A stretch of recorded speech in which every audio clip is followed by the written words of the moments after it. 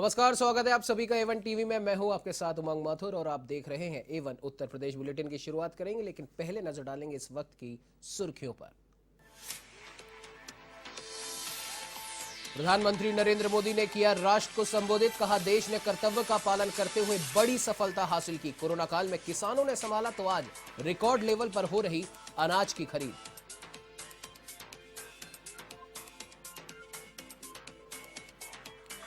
लखनऊ में भाजपा का सामाजिक प्रतिनिधि सम्मेलन आयोजित, पिछड़ा वर्ग की ओर से किया गया था आयोजन।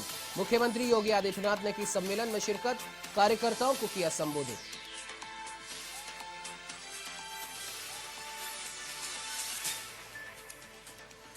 उत्तर प्रदेश में विधानसभा चुनाव की हलचल हुई तेज, कांग्रेस की प्रतिज्ञा यात्रा कल से शुरू, बाराबंकी से प्रतिज्ञा यात्रा रवाना करेंगी प्रियंका गांधी।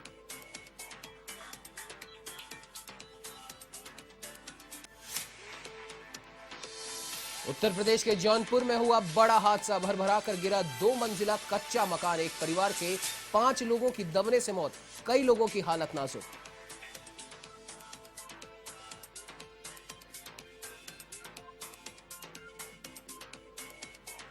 उत्तर प्रदेश में टूटा बारिश का रिकॉर्ड, अक्टूबर महीने में आपको बता दें गंगा का जल स्तर 10 साल में सबसे ज्यादा।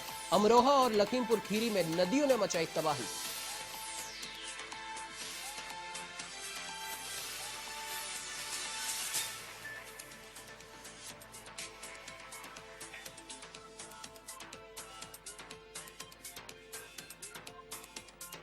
अब आइए खबरों पर नजर डालते हैं विस्तार से। प्रधानमंत्री नरेंद्र मोदी ने राष्ट्र को संबोधित किया। इस दौरान प्रधानमंत्री ने कहा कि 21 अक्टूबर को भारत ने असाधारण लक्ष्य हासिल किया है। 100 करोड़ वैक्सीनेशन डोज महज एक आंकड़ा नहीं, बल्कि एक नए अध्याय की शुरुआत है। पीएम मोदी ने कहा कि भारत का पूरा वैक्सीनेशन प्रोग्राम विज्ञान की कोख में जन्मा है, वैज्ञानिक आधारों पर पनपा है और वैज्ञानिक तरीकों से चारों दिशाओं में पहुंचा है। तो वहीं भारत की अर्थव्यवस्था को लेकर भरोसा जताते हुए प्रधानमंत्री नरेंद्र मोदी ने कहा कि एक्सपर्ट और देश विदेश की अनेक एजेंसीज भारत की अर्थव्यवस्था को लेकर बेहद सकारात्मक है। आज भारतीय कंपनियों में न सिर्फ रिकॉर्ड निवेश आ रहा है, बल्कि युवाओं के लिए रोजगार के नए अवसर भी बन रहे हैं। स्टार्टअप में रिकॉर्ड निवेश के साथ ही रिकॉर्ड स्टार्टअप्स यूनिकॉर्न बन रहे हैं। जैसे जैसे स्वच्छ भारत अभियान एक जन आंदोलन बना, वैसे ही भारत में बनी चीज खरीदना, भारतीयों द्वारा बनाई चीज खरीदना, वोकल फॉर लोकल होना, यह हमें व्यवहार में लाना ही होगा। 1 बिलियन 100 करोड़ वैक्सीन डोज का कठिन लेकिन असाधारण लक्ष्य प्राप्त किया है। इस उपलब्धि के पीछे 130 करोड़ देशवासियों की कर्तव्य शक्ति लगी है। इसलिए ये सफलता भारत की सफलता है, हर देशवासी की सफलता है। मैं इसके लिए सभी देशवासियों को हृदय से बधाई देता हूं। साथियों, 100 करोड़ वैक्सीन डोज ये केवल एक आंकड़ा नहीं है, ये देश के सामर्थ्य का प्रतिबिंब है, इतिहास के नए अध्याय की रचना है। ये उस नए भारत की तस्वीर है जो कठिन लक्ष्य निर्धारित कर उन्हें हासिल करना जानता है। ये उस नए भारत की तस्वीर है जो अपने संकल्पों की सिद्धि के लिए परिश्रम की पराकाष्ठा करता है।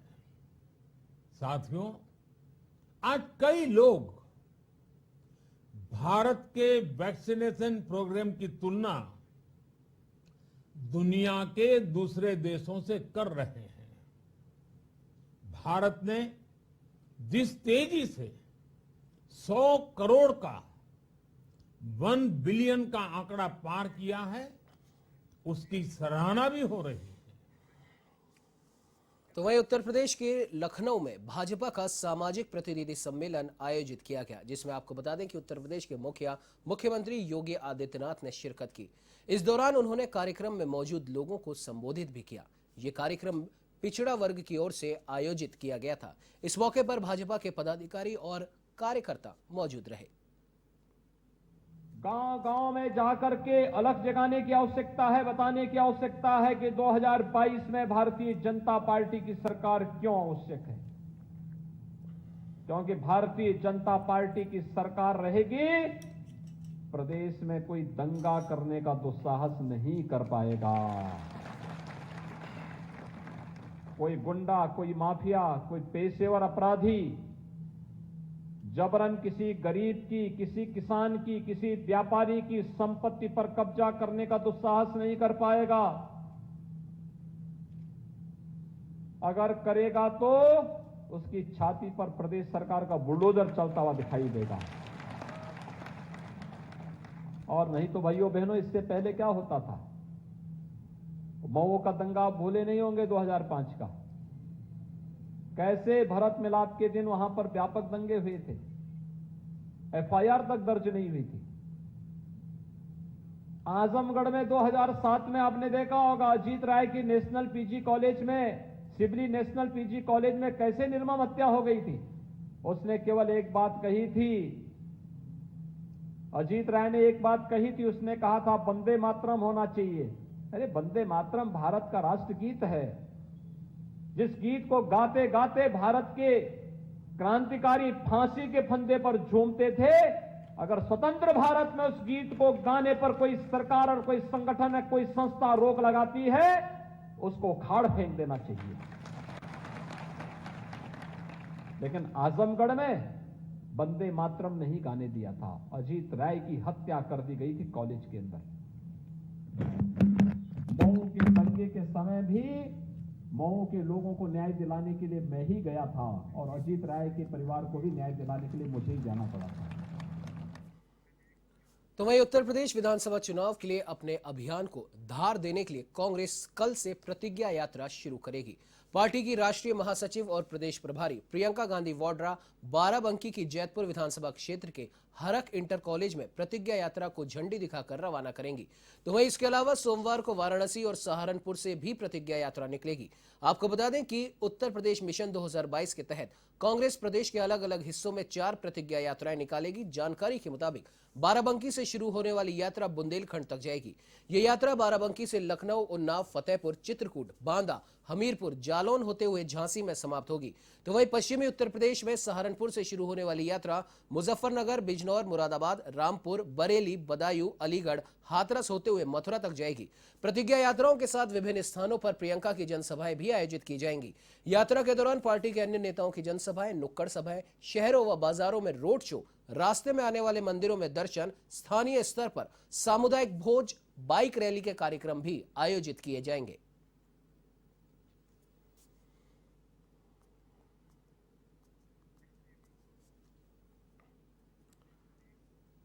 तो वहीं आपको बता दें कि मुख्यमंत्री योगी आदित्यनाथ ने राजधानी लखनऊ में संघ कार्यालय पहुंचकर आरएसएस प्रमुख मोहन भागवत से मुलाकात की।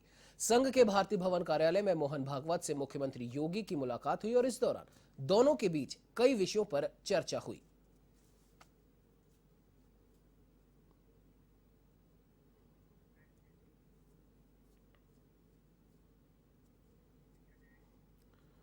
तो वहीं उत्तर प्रदेश के अयोध्या स्थित मकबरा स्पोर्ट्स स्टेडियम में ब्लॉक स्तरीय सांसद कबड्डी प्रतियोगिता और नमो क्रिकेट प्रतियोगिता का समापन समारोह आयोजित किया गया।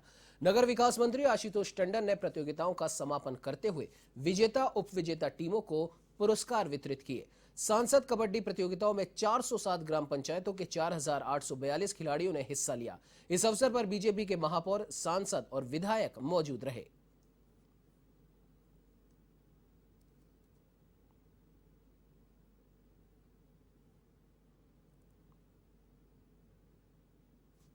पदाधिकारी, कार्यकर्ता, जनप्रतिनिधिगण समाज के हर क्षेत्र में अपनी सक्रियता बनाए रखते हैं, अपना योगदान देते हैं।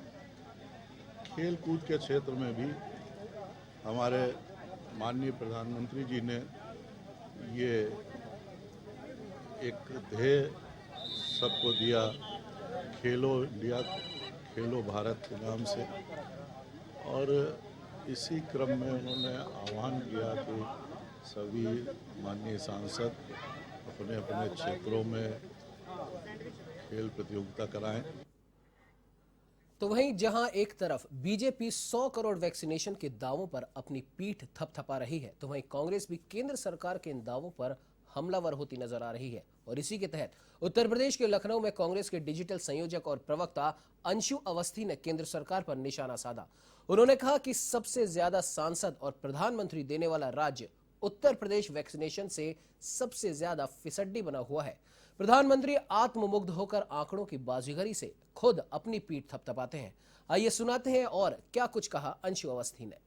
भाजपा के नेता और प्रधानमंत्री जब तक झूठ न बोल ले, उनका खाना हजम नहीं होता।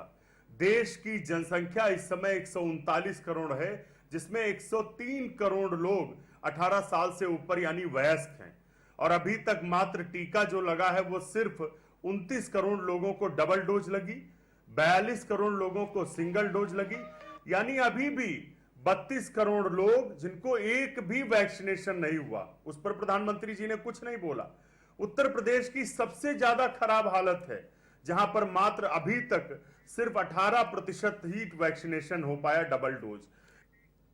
पिछले कई दिनों से आपको बता दें कि मूसलाधार बारिश होने से एक और जहां जनमानस घर से बेघर हुआ है, तो वहीं किसान अपनी बर्बाद फसलें देखकर बदहवास हो गए हैं।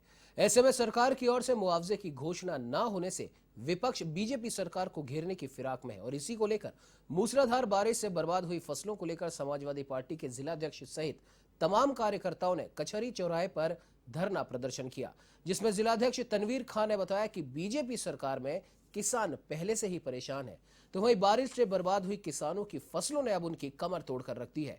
और इसी को लेकर सपा कार्यकर्ताओं ने राज्यपाल के नाम जिला प्रशासन को ज्ञापन भी सौंपा।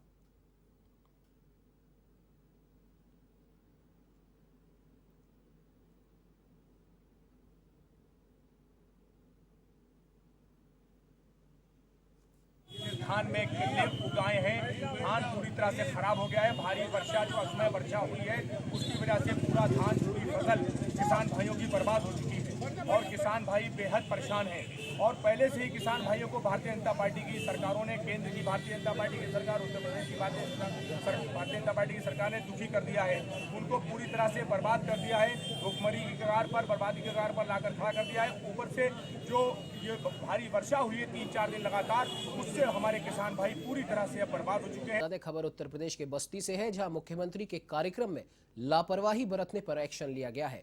7 पुलिसकर्मियों पर कार्रवाई की गई है और जिले के 2 सब इंस्पेक्टर और 2 कांस्टेबलों को निलंबित किया गया है।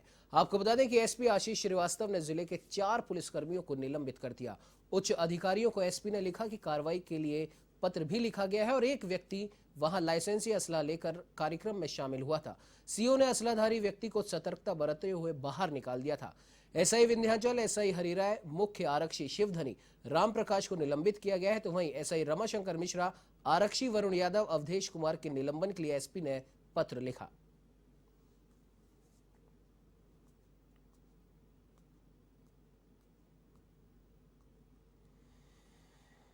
खबर उत्तर प्रदेश के हापुड़ से है, जहां रामपुर रोड पर मोहल्ला अलीनगर में एक मामूली बात को लेकर 2 पक्षों के बीच विवाद हो गया और विवाद के बीच हुई फायरिंग से इलाके में सनसनी फैल गई। तो वहीं मामले की सूचना पाकर मौके पर पहुंची पुलिस को देख आरोपी भाग खड़े हुए। फायरिंग की इस घटना में करीब 6 लोग घायल बताए जा रहे हैं, जिनका इलाज जारी है। फिलहाल पुलिस इस पूरे मामले की जांच में जुटी है।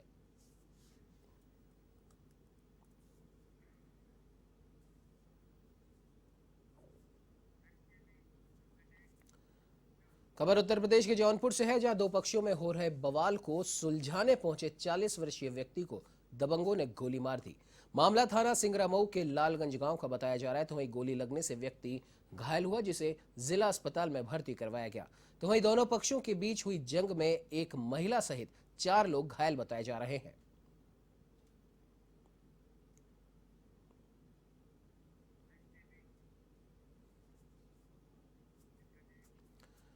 तो तो वहीं उत्तर प्रदेश के अमरोहा में बाढ़ से तबाही मची हुई है। गंगा का जलस्तर बढ़ने से किसानों को भारी नुकसान हुआ है।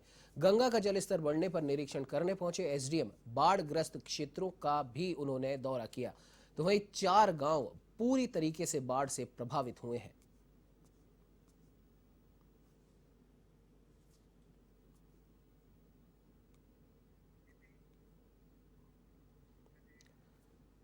तो वहीं उत्तर प्रदेश के लखीमपुर खीरी में इन दिनों सभी नदियां उफान पर है और इसी बीच उफान पर आई शारदा और घाघरा नदी ने क्षेत्र में तबाही मचा रखी है। तो वहीं निगासन तहसील के रानीगंज के पास शारदा नदी के तेज बहाव से सड़क तक कट गई। तो वहीं दर्जनों गांवों के ग्रामीणों का संपर्क दूसरी जगह से टूट गया। फिलहाल प्रशासन की ओर से लोगों को सुरक्षित स्थानों पर पहुंचाने का कार्य जारी है। इधर आपको बता दें कि नेशनल हाईवे पर भी बाढ़ का पानी पहुंचने लगा है। साथ ही दिल्ली असम रोड पर 3 फीट पानी की चादर बहने लगी है, जिससे लखीमपुर से बहराइच का रास्ता बाधित हो गया है।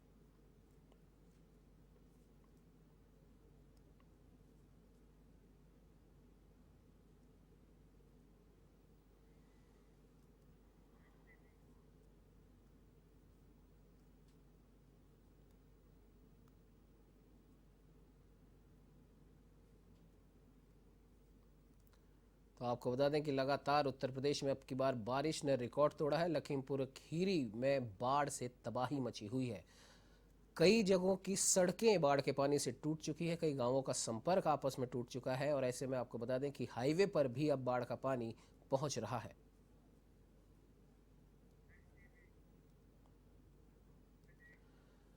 तो वहीं उत्तर प्रदेश के आगरा में एक बार फिर दिखा रफ्तार का कहर। स्कूली बच्चों से भरी एक बस तालाब में पलट गई।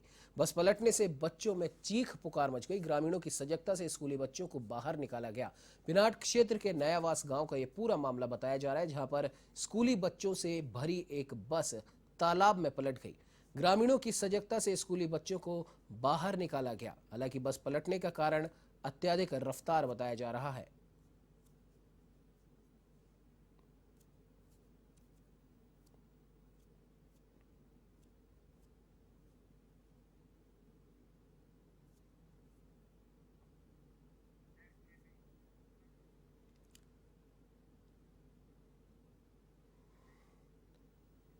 आपको बता दें कि मुख्यमंत्री योगी आदित्यनाथ और उनकी सरकार लगातार खादी को बढ़ावा देने के लिए प्रयासरत है, जिसे लेकर लगातार रैंप वॉक जैसे आयोजन भी किए जा रहे हैं।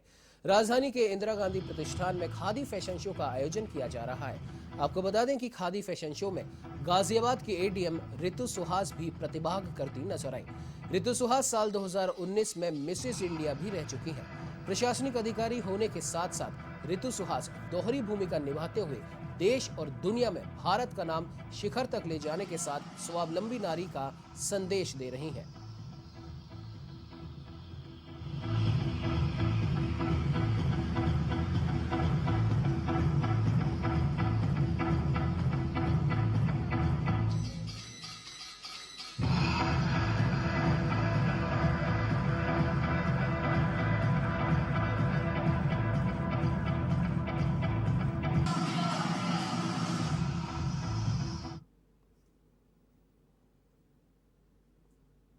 सरकार खादी को बढ़ाने के लिए लगातार प्रयासरत है और यही वजह है कि लगातार आयोजन किए जाते हैं और ऐसे आयोजन में प्रतिभाग करने वाले जब प्रदेश सरकार के अधीनस्थ कहें या फिर उन्हें अधिकारी कहें सरकारी, तो एक बड़ी जिम्मेदारी प्रशासनिक अमला संभालना है, तो दूसरी तरफ प्रदेश सरकार की योजनाओं को और उनके प्रयासों को आगे ले जाना है। मैम कैसे देखते हैं? और सबसे पहले बहुत बहुत मुबारक, क्योंकि सुहास हलवाई जी अभी एक नाम रोशन किए हैं देश का, क्या कुछ कहेंगे? थैंक यू सो मच, आपको भी शुभकामनाएं। और ये बहुत एक वंडरफुल अपॉर्चुनिटी है कि हम खादी को शोकेस कर रहे हैं और आज आज़ादी के जो 75th एनिवर्सरी सेलिब्रेशंस है उसमें आज एक खादी फैशन शो है और ये बहुत खुशी का विषय है कि इसमें आज हमने आज हमने फैशन शो आयोजित किया है और इसको प्रमोट करने के लिए प्रतिभाग कर रही हैं। ये बहुत गर्व का विषय है। मैम आपके ऊपर बड़ी जिम्मेदारी है। लखनऊ में भी आपने लंबे समय तक कार्यकाल अपना देखा और हम लोगों ने भी देखा उस कार्यकाल में आपने एक बेहतर काम किया, तो मैम अब गाज़ियाबाद और लखनऊ में क्या डिफरेंस देखते हैं? हम लोग पब्लिक सर्वेंट्स हैं और हम कहीं पर भी पोस्ट हों हमारे दायित्व और रिस्पॉन्सिबिलिटीज़ वही रहती हैं और सरकार की मंशा के हिसाब से काम करने की हमसे अपेक्षा की जाती है। जनता की सेवा, ये चाहे कहीं भी रहें, किसी जनपद में प्रायोरिटीज़ वही रहेंगी। मैम अगर मैसेज की बात की जाए, क्योंकि यकीनन तौर पर ये मैसेज देने का प्रयास किया जा रहा है प्रदेश सरकार की तरफ से, तो एज ए प्रशासनिक अधिकारी कैसे देखते हैं कि क्या मैसेज जाना चाहिए देश में? देश में यही सबसे बड़ा मैसेज इस के माध्यम से है कि हमारे जो होम प्रोडक्ट्स हैं, जो देसी, वो बाहर के वस्तुओं से कम नहीं, उससे कहीं गुने ज़्यादा अच्छे हैं और इतने अच्छे ड्रेसेस और कंफर्टेबल हैं कि मुझे लगता है कि हमें अपनी सोच बदलनी है। हमारे में बहुत टैलेंट है इंडिया में। 2019 में आपने खिताब जीता था और देश एक बार फिर इंतजार कर रहा है कि ऐसा ही कुछ आप करके दिखाएं। ईश्वर महान है, जब वो अपॉर्चुनिटीज़ देगा तो वो ज़रूर ऐसा हो। बहुत बहुत धन्यवाद हमसे बात करने के लिए। तो लगातार प्रदेश सरकार ये प्रयास कर रही है कि उत्तर प्रदेश में खादी को बढ़ावा दिया जाए और लगातार ऐसे प्रशासनिक अधिकारी जब प्रतिभाग करते हैं तो यकीनन तौर पर कहीं ना कहीं आम जनमानस में भी उसका सार और प्रसार होता है। कैमरा पर्सन सनोज के साथ मैं इनके तिवारी, A1 TV, लखनऊ। इस बुलेटिन में फिलहाल इतना ही। देश प्रदेश की तमाम खबरों की जानकारी के लिए आप बने रहिए हमारे साथ और देखते रहिए A1 TV। नमस्कार।